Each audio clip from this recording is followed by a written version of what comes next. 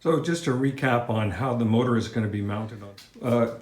We have a plate here. I've got a piece of oak that will be used for mounting the motor. I have this MDF just sitting here as a placeholder. The fundamental principle being the motor will be mounted onto this plate. There'll be some bolts coming through the bottom that are set into the plate that the motor will be bolted down to, and allowing the motor to slide a little bit, using that to adjust the belt. This piece will be mounted onto the beam. I'll be using some long bolts that go through like so. And those bolts will go into two pieces like this on the bottom. So I'm just going to mark out this board here, and then we'll get that cut and holes drilled. So I'll get on with that.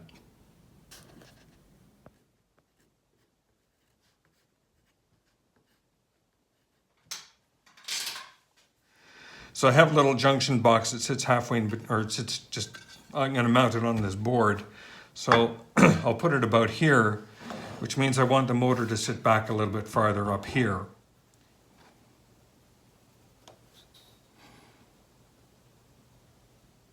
So these will be the 4 holes for the bolts that mount the engine mounting board onto the beam.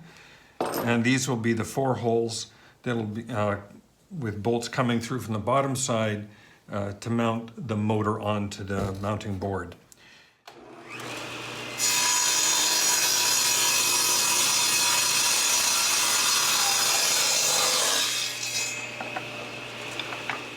Before cutting the holes in my motor mounting board, I'm going to do a test hole for the bolt, see how that compression fit works to keep the bolt head in steady on a little test piece. So I'll be using it's a 10 millimeter Forstner bit that's going to capture a 7/16 inch head bolt. So I'll drill a little bit of a hole in here about 1/8 of an inch, or about 3/16 of an inch. Then I'll come back, drill a hole through with the 1/4 inch bit to cater for the size of the bolt.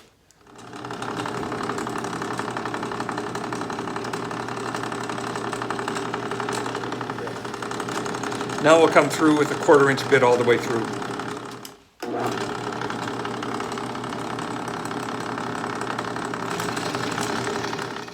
Okay, so there's my Forstner bit start. We'll press the head of the bolt into that fitting. It comes out the other side. So we'll go over to the vise and see how this works out. Okay, so the bolt is going to go through the hole like so. I'm going to put this blank pulley behind the wood just to give some clearance for the bolt so it doesn't get mashed into the vise. And we'll just push that in.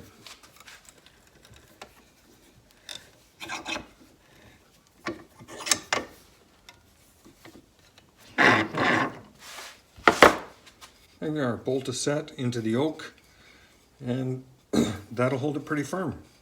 Nice flush finish on the bottom. So that technique works. We'll now go apply this to the motor mounting board. All right, the holes are marked and center punched, so we'll go ahead with a Forstner bit into each of these 4 holes, come back, drill through with a 1/4 inch bit, and then drill out these 4 outside holes with a 5/16 bit.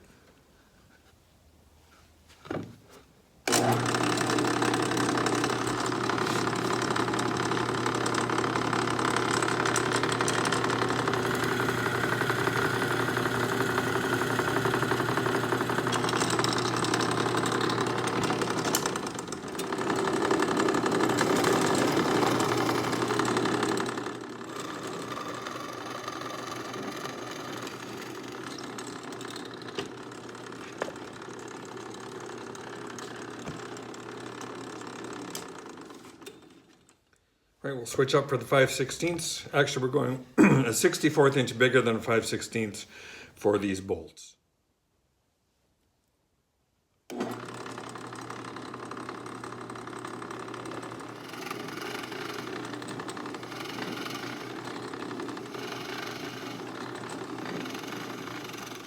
All right, all the holes are drilled.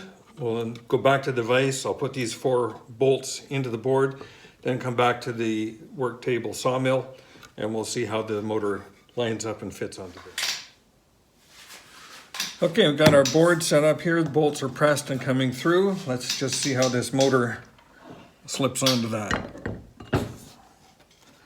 Oh, that's perfect. I'm very happy with that. And that gives us some good motion here. I may have these mounting bolts a little bit tight, but they are carriage bolts and they will compress into the oak here a little bit. In fact, I might, just in thinking about this, I'm going to use the Forstner bit and just recess these holes just a little bit more. I made it a little bit too close. You can see that the motor mount just touches or just kisses the head of that bolt. So I'm going to just recess that and I'll be back in a second. That's why you do a test fit, right? All right, back from the drill press. I just put in a little bit of a relief there. As you can see, that'll just capture the head of the carriage bolt a little bit more, giving this a flatter surface.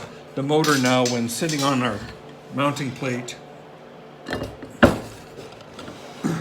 is not going to, when we slide back to adjust the belt, it'll clear that bolt, so we won't have any issues with that. So,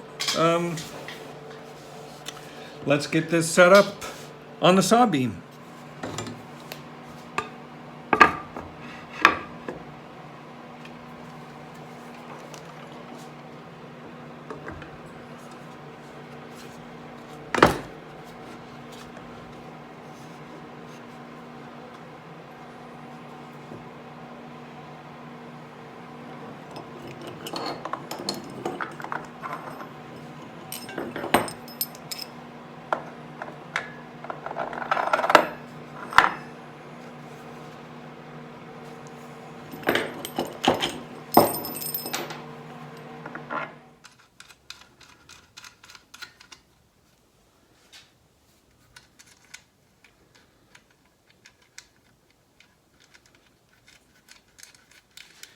So I'm just going to put a little pressure on these nuts here just to draw the head of the bolt all the way into the pocket that we put in with the Forstner bit.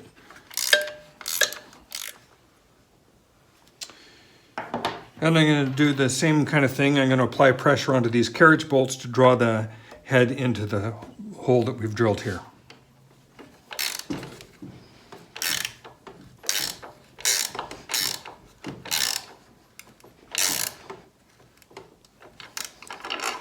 That's good.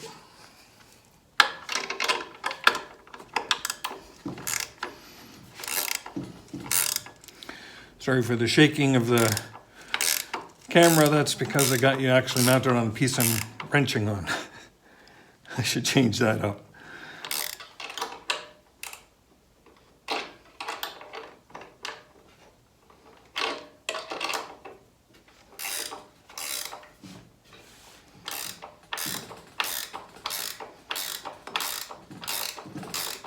Okay, with the motor plate securely mounted onto the beam, you can see how that is being held in place.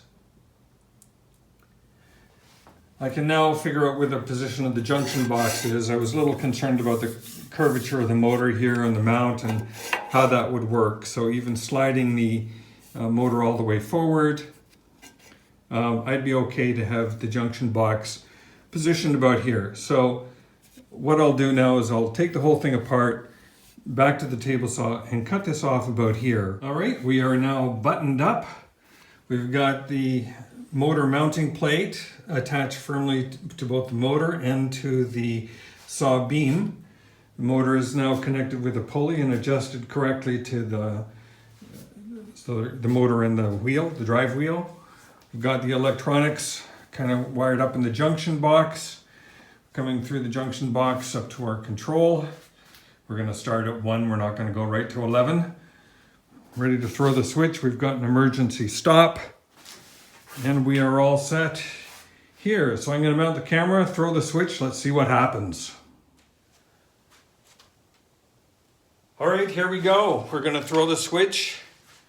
First time. Let's see what happens. There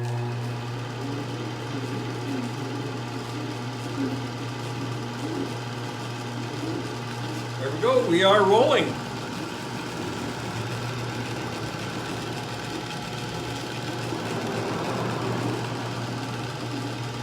So this is running with our treadmill motor at a grand speed of 1. We'll turn it up just a little bit.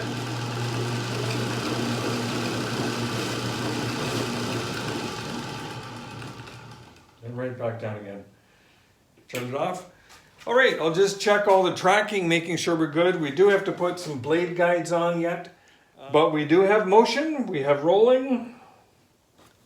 Woohoo! Thumbs up and subscribe.